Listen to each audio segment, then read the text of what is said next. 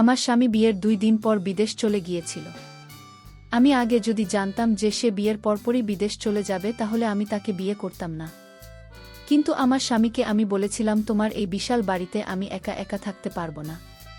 কিন্তু আমার স্বামী আমার কোনো কথাই শোনেনি। সে আমায় বলল তোমার কোনো চিন্তা করতে হবে না। আমার ছোট বাতি যাকে আমি তোমাকে দেখাশোনা করার জন্য রেখে যাব। আমি এতে কিছুটা সাহস পেলাম। তারপর ভাসুরের ছেলেকে মানে আমার স্বামীর ছোট ভাই তাকে রেখে গিয়েছিল। আমি তো তাকে ছোট বালক ভাবতাম। কিন্তু এই ছোট বালকের রুম থেকে প্রত্যেকদিন এক অদ্ভুত আওয়াজ আসত। তাই আমি একদিন জানালার ফাঁক দিয়ে দেখলাম সে মোবাইলে কি যেন দেখছে আর অদ্ভুত আওয়াজ করছে।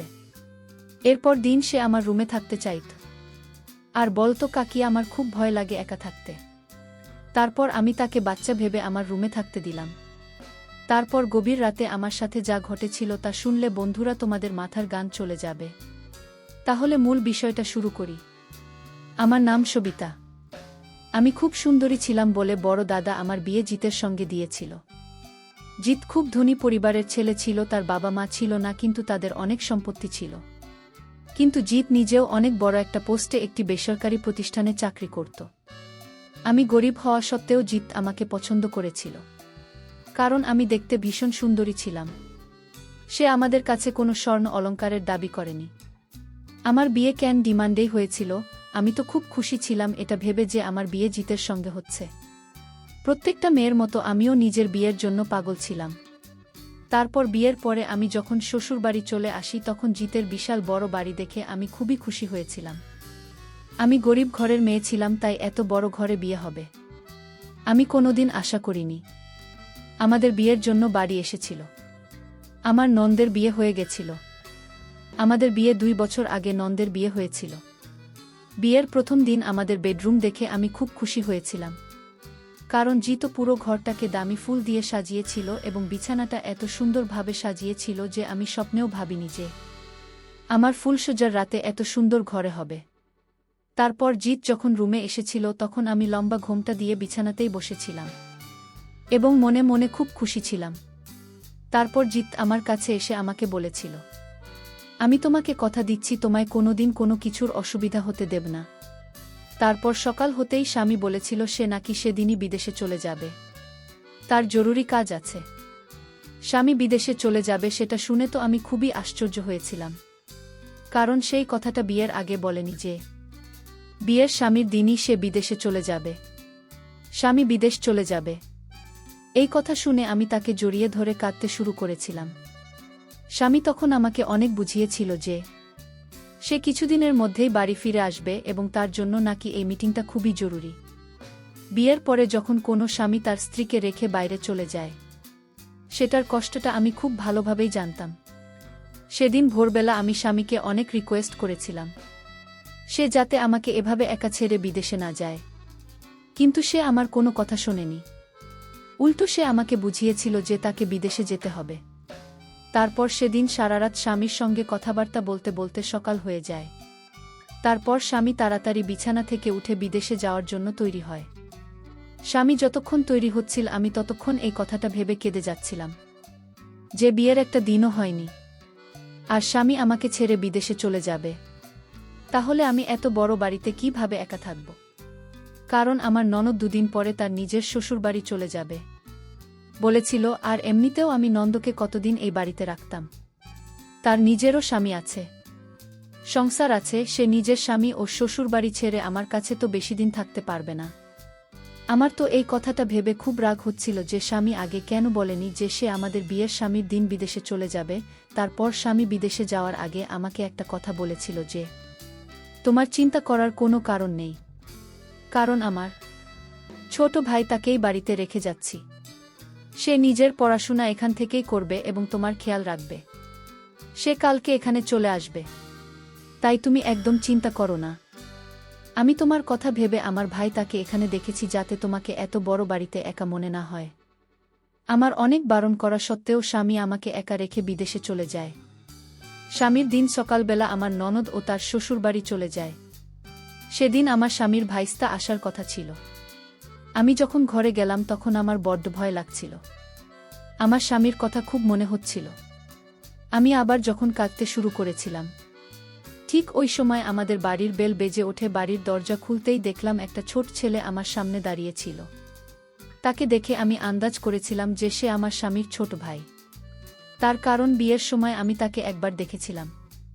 স্বামী তো বলেছিল তার ছোট ভাই ইস্তানাকি 15 বছর বয়স, কিন্তু তার শরীর স্বাস্থ্য দেখে কোনো মতেই মনে হয়নি যে সে 15 বছরের যুবক ছিল।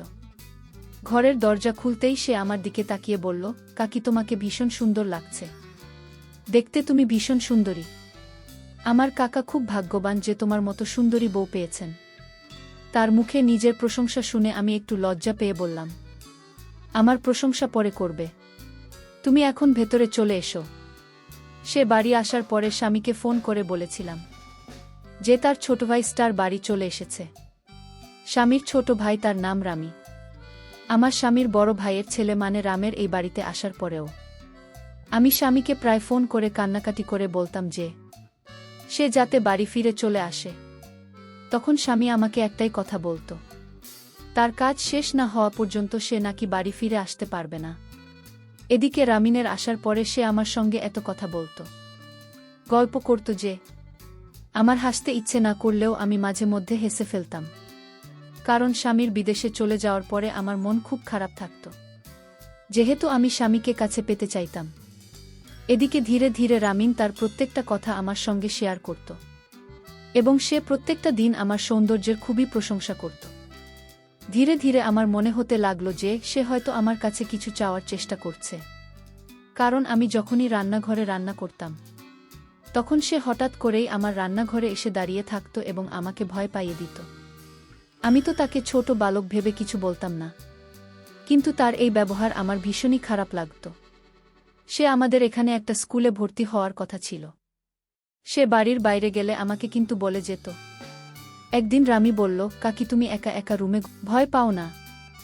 আমি তো রামের কথা শুনে তার কথাটাকে ঘুরিয়ে দেওয়ার চেষ্টা করেছিলাম, কিন্তু সে প্রত্যেক দিন আমাকে একটাই কথা বলতো যে কাকি আমি তোমার রুমে ঘুমাতে চাই, কারণ আমি এই এত বড় বাড়িতে একা রুমে থাকতে ভয় পাই।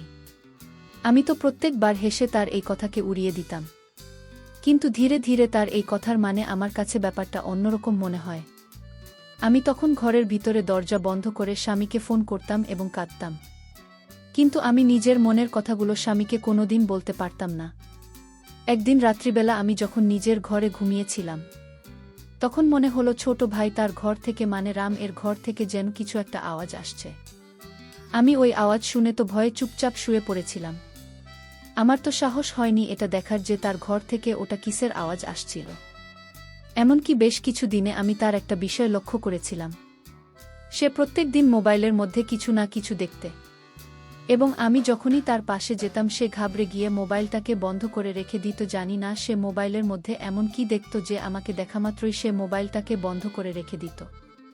আমি তাকে কোনো কিছু জিজ্ঞেস করার সাহস পাইনি, কারণ জানি না কেন আমার মনের মধ্যে একটা ভয় ছিল যে আমি বাড়িতে একা আছি, আমার স্বামী বিদেশে আছে, এবং আমি যদি তাকে কোনো কিছু জিজ্ঞেস করতে চাই এবং সে যদি আমার সঙ্গে কোনো কিছু করে বসে তাহলে তো সমস্যা হয়ে যাবে। আমি তো বুঝতে পারছিলাম না এই কথাগুলো আমি কাকে বলব, কার সঙ্গে আমি এই কথাগুলো শেয়ার করব। তারপর সেদিন রাত্রিবেলা অনেক বৃষ্টি হচ্ছিল, এবং সেদিনও অর্ধেক রাতে রামের রুম থেকে একটা অন্যরকম আওয়াজ আসছিল। ভেবেছিলাম আজকেই যে সে রুমের মধ্যে এমন কি করে এবং তার রুম থেকে এটা কিসের শব্দ আসে, কিন্তু ওই রাতের অন্ধকারে আমার নিজের রুম থেকে বেরোনোর একদম সাহস হয়নি। উল্টে আমি স্বামীকে ফোন করে অনেক রিকোয়েস্ট করে বলেছিলাম যে সে যাতে তাড়াতাড়ি বাড়ি ফিরে চলে আসে, কিন্তু সে প্রত্যেকবার একটাই কথা বলতো। স্বামীর দিন সকালবেলা আমি যখন রান্নাঘরে জলখাবারের আয়োজন করেছিলাম তখন রামিম রান্নাঘরে এসে আমার পাশে দাঁড়িয়ে বলল, কাকিমা তুমি কবে তোমার রুমে আমাকে নিবে? আমি তো ছোট মানুষ, আমি একা থাকতে আমার খুব ভয় করে। আমার ধৈর্যের বাঁধ ভেঙে গেছে। আমারও তো মন চায়, কারণ আমি এত বড় বাড়িতে একাই ছিলাম, এবং ছোট্ট ছেলের মুখ থেকে এই ধরনের কথা শুনে মনে মনে ভীষণ ভয় পেয়েছিলাম। কিন্তু আমি তাকে বুঝতে দেননি যে আমি তার কথায় ভয় পেয়েছি, বা আমি তার মনের চিন্তাধারা বুঝতে পেরে গেছি। তারপর আমি ইচ্ছে করে হেসে তার ওই কথাকে উড়িয়ে দিয়েছিলাম। সেদিনের আমি যখন কলেজ চলে গেছিল তখন আমি ঘরে একা বসে খুব কেঁদেছিলাম। কারণ এই কথাগুলো আমি কাকে বলতাম, এই কথাগুলো শোনার মতো আমার পাশে কেউ ছিল না। কেন সে আমার রুমে থাকতে চায়, তার উদ্দেশ্য কি? ভেবেছিলাম স্বামীকে রামের ব্যাপারে সবকিছু বলে দেব। কিন্তু স্বামী যদি আমাকে অন্য কিছু ভেবে বসে থাকে। আমি কিছু বলতে পারিনি। আমি চুপচাপ এগুলোর সঙ্গে করছিলাম। এদিকে প্রত্যেকদিন রাতে রামের ঘর থেকে আজব ধরনের আওয়াজ শুনতে পেতাম। ওই আওয়াজ শুনে আমি ভয় পেয়ে চুপচাপ নিজের ঘরের দরজা বন্ধ করে শুয়ে পড়তাম। আর ভাবতাম আমার স্বামী যদি কাছে থাকতো তাহলে আজ আমাকে এতটা ভয় লাগতো না, আজ আমাকে এতটা একা মনে হতো না। এভাবে বেশ কিছু দিন চলার পরে সেদিন রাতের বেলাতেও যখন রামের ঘর থেকে একটা অন্যরকম আওয়াজ আসছিল, তখন আমি না পেরে নিজের মনটাকে শক্ত করে ভেবে নিয়েছিলাম, আর যাই হোক না কেন আজ আমি দেখবি যে আমার ছোট ভাই তার ঘর থেকে এটা কিসের শব্দ আসে এবং সে রাতের বেলা তার ঘরের মধ্যে কি করে। আমি মনে মনে তার ব্যাপারে যেটা ভেবেছিলাম সেটা কি একদম সঠিক ছিল না। আমি রামিনকে ভুল ভেবেছিলাম এটা যাচাই করার জন্যই। আমি সেদিন তার সত্যিটা নিজের চোখে দেখতে চেয়েছিলাম। তারপর নিজের রুম থেকে বেরিয়ে আমি যখন আস্তে করে তার রুমের দিকে গেলাম, তখন দেখলাম ভিতর থেকে তার রুমের দরজাটা লক করা ছিল। ঘরের জানালার দিকে যেতে দেখলাম জানালাটা ভেতর থেকে বন্ধ করা ছিল, কিন্তু জানালার মধ্যে যে একটা ছোট ফুটো ছিল সেই ফুটোর মধ্যে চোখ রেখে ভেতরে দৃশ্যটা দেখে আমার কলিজাটা কেঁপে উঠেছিল। কারণ জানি না কি আছে এই মোবাইলের মধ্যে। এমনকি ভিডিও দেখছিল এবং মোবাইল এর মধ্যে ওই ভিডিওগুলো দেখার পরে সে অদ্ভুত কাজ করছিল এবং মুখ থেকে আজব ধরনের শব্দ বের করেছিল। তাকে ওই অবস্থায় দেখে আমার পুরো শরীর থরথর করে কাঁপছিল।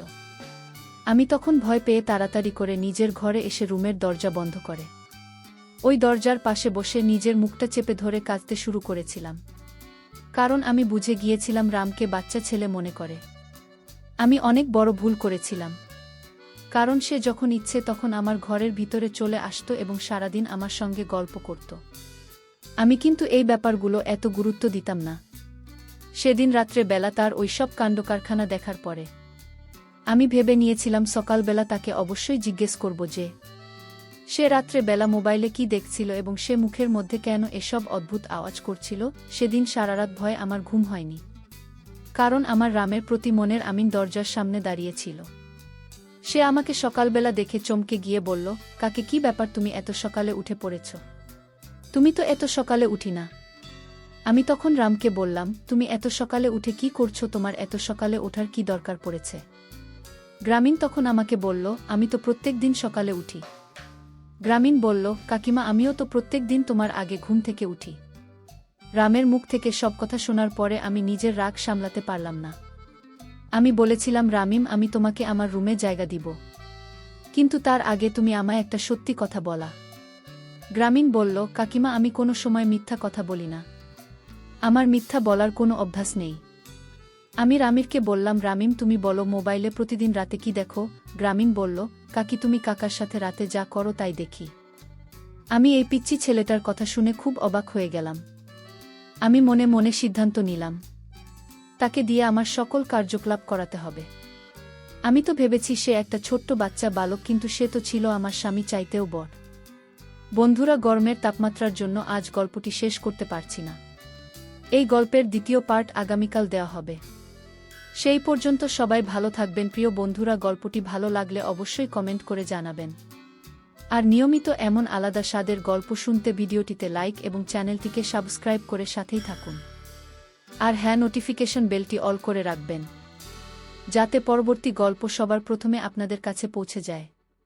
ধন্যবাদ বন্ধুরা, ধন্যবাদ সবাই।